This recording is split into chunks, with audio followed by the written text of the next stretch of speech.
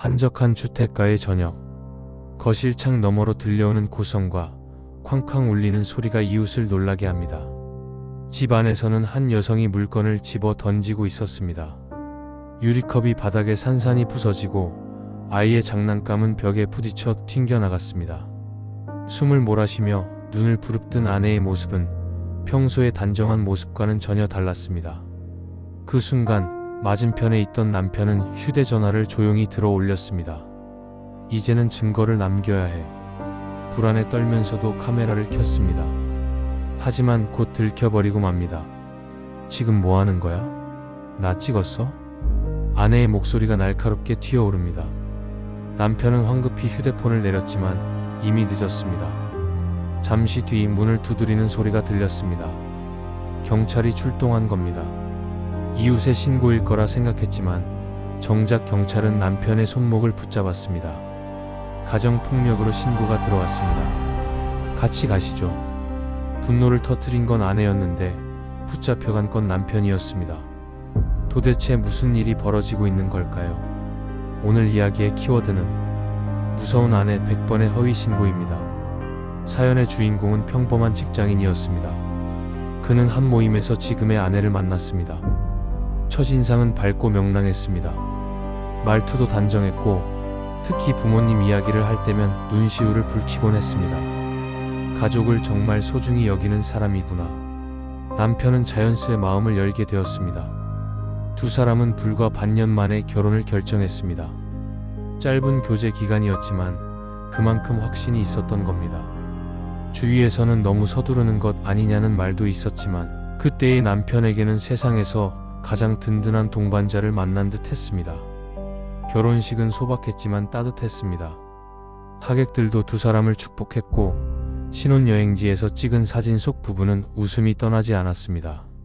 하지만 그 행복은 오래가지 못했습니다. 신혼여행에서 돌아오는 비행기 안. 아내는 갑자기 표정이 굳어지더니 조심스레 말을 꺼냈습니다. 사실 나 빚이 좀 있어. 남편은 순간 귀를 의심했습니다. 뭐라고? 무슨 빚? 아내는 눈을 떨구며 대답했습니다. 엄마가 아팠을 때 병원비 때문에 2천만 원 정도. 다른 가족들이 도와주지 않아서 나 혼자 짊어지게 됐어. 결혼 전도 아니고 신혼여행 직후에야 꺼낸 고백. 남편은 당황했지만 곧 마음을 다잡았습니다. 가족을 위해 빚까지 감수하다니 참 안쓰럽다. 오히려 현열하며 마음속으로 감동까지 했습니다. 결국 남편은 그 빚을 대신 갚아주기로 결심합니다. 아내를 더 이상 짐지게 하고 싶지 않았던 겁니다. 하지만 그것이 모든 비극의 시작이었습니다. 며칠 뒤 또 다른 사건이 벌어집니다. 남편의 어머니가 병원 진료 때문에 아들 집에 하루 묵게 된 일이었습니다. 그런데 아내는 차갑게 말했습니다. 왜 굳이 우리 집에서 주무셔야 하죠? 모텔 잡으시면 되잖아요. 남편은 놀라며 설득했습니다. 당신 무슨 소리야? 어머니가 멀리서 오시는데 하루 묵을 수도 있지. 하지만 아내는 완강히 거부했습니다. 결국 어머니는 눈치를 보며 짐을 챙겨 병원에도 혼자 다녀야 했습니다. 이 사실이 형제들 사이에 알려지면서 집안 분위기는 삽시간에 싸늘해졌습니다. 너는 대체 아내 관리를 어떻게 하길래 이 모양이냐? 형제끼리 언성이 높아졌고 결국 가족 간의 관계마저 금이 가기 시작했습니다. 답답해진 남편은 처가에 하소연을 했습니다. 그러자 장모의 입에서 충격적인 말이 나왔습니다. 사실 우리도 그 애랑 인연 끊었어. 딸이라고 하기 힘들다. 순간 남편은 귀를 의심했습니다. 왜 부모가 친딸과 절연까지 했다는 걸까? 장모는 차마 하기 힘든 이야기를 꺼냈습니다. 그 빚, 엄마 병원비 때문이라는 거 전부 거짓말이야. 사실은 다단계에 빠져서 부모한테도 여동생한테도 돈을 빌리고 못 갚았어. 그래서 우리도 손을 놨다. 결혼 얘기 나왔을 때도 도와달라고 해서 울며 겨자 먹기로 식장에 간 거야. 여동생은 아예 결혼식장에도 오지 않았잖아. 그제야 모든 의문이 풀렸습니다. 아내가 말한 효녀의 모습은 가면이었고 2천만 원 빚은 거짓말이었습니다. 남편은 충격에 빠졌습니다. 내가 지금 누구와 결혼을 한 거지? 이렇게 시작된 의심은 곧 더 큰 불행의 전조가 됩니다. 장모의 충격적인 고백을 들은 뒤에도 남편은 결혼을 유지하고 싶었습니다. 짧은 결혼 생활이었고 무엇보다 어린 아들이 있었기 때문입니다. 사람이 실수할 수도 있지, 언젠가는 변하겠지. 그는 스스로를 달래며 하루하루를 버텼습니다. 하지만 아내의 본색은 갈수록 드러났습니다. 사소한 말다툼이 벌어질 때마다 아내는 휴대전화를 들었습니다. 여보세요? 경찰이죠? 남편이 저를 때렸어요. 그녀의 목소리는 떨리는 척했지만 표정은 오히려 차가웠습니다. 출동한 경찰은 남편을 향해 물었습니다. 아내분 말씀으로는 폭행이 있었다는데 사실입니까? 남편은 억울했습니다. 아니, 제가 손도 안 댔습니다. 오히려 제가. 하지만 경찰은 믿어주지 않았습니다. 그저 가정폭력 신고라는 기록만 남기고 떠났습니다. 이런 허위 신고는 한두 번이 아니었습니다. 남편의 증언에 따르면 100번이 넘는 허위 신고가 이어졌다고 합니다. 경찰차가 동네에 서는 일이 잦아지면서 이웃들의 시선도 차갑게 바뀌었습니다. 저 집 또 무슨 일 난 거 아냐? 남편은 점점 고립되어 갔습니다. 게다가 두 사람은 주말 부부 생활을 하고 있었습니다. 아내는 이 상황을 이용했습니다. 이번 주엔 오지 마. 집에 들어오지 마. 남편은 가족을 보고 싶어도 집에 발을 들이지 못했습니다. 주말마다 아이를 안아보고 싶었지만 아내의 말 한마디에 발길을 돌려야 했습니다. 하지만 그것은 시작에 불과했습니다. 더 큰 불행이 찾아왔습니다. 어느 날 6살 된 아들이 멍이 든 채 병원에 갔습니다.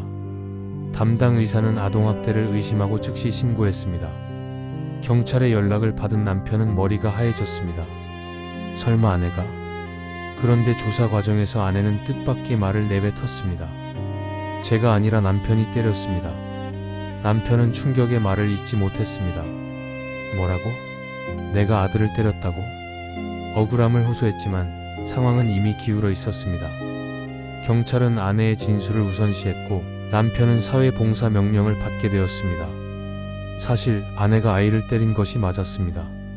나중에야 우발적 실수였다고 인정했지만 그때는 이미 돌이킬 수 없는 상처가 남은 뒤였습니다. 남편은 자책했습니다. 내가 아내를 잘못 본 걸까? 아니면 아직도 내가 뭘 모르는 걸까? 하지만 곧 이 모든 것이 단순한 실수가 아니라는 걸 깨닫게 됩니다. 아내의 거짓말은 점점 더 교묘해지고 남편을 향한 공격은 멈추지 않았습니다. 허위 신고와 억울한 사회봉사 명령까지 겪고 나니 남편의 마음속엔 두려움이 자라기 시작했습니다. 이대로 가다간 내 인생이 무너진다. 그리고 아이도 위험하다. 남편은 결국 결심했습니다. 더는 못 참겠다. 차라리 이혼하자. 하지만 아내는 그마저도 무기로 삼았습니다. 조금만 기분이 나빠도 아들에게 소리를 질렀고 남편에게 손찌검을 하는 일도 잦았습니다. 결국 남편은 아들을 지키기 위해 함께 여행을 떠났습니다. 단 하루, 단 이틀이라도 아이가 편히 쉴 수 있도록 말이죠. 그런데 그조차 아내는 공격했습니다. 남편이 아이를 폭행하고 납치했습니다. 또다시 경찰에 허위 신고를 한 겁니다. 아들은 용기를 내어 말했습니다. 아빠는 저를 때리지 않았어요. 아빠는 저를 지켜줬어요. 하지만 어린아이의 목소리는 어른의 거짓말에 묻혀버렸습니다. 결국 법은 또다시 아내의 손을 들어주었습니다. 남편은 사회봉사 처분을 다시 받게 되었습니다. 재판 당일 아침, 아내는 평소와 다름없이 다정하게 말했습니다. 괜찮아. 가서 잘하고 와. 순간 남편은 혹시나 하는 희망을 가졌습니다. 그래도 오늘은 진실을 말해주겠지. 하지만 법정에 선 아내는 또 다른 얼굴이었습니다. 증인석에 서자마자 남편에게 불리한 거짓말을 쏟아냈습니다. 차갑고 단호한 목소리. 남편은 아침에 자신을 배웅하던 미소와 증인석의 표정이 전혀 다른 사람 같다고 느꼈습니다. 남편은 절망했습니다. 이젠 아무도 내 말을 믿어주지 않는구나. 그 후 남편은 아내의 난동을 증거로 남기기 위해 휴대전화 촬영을 시작했습니다.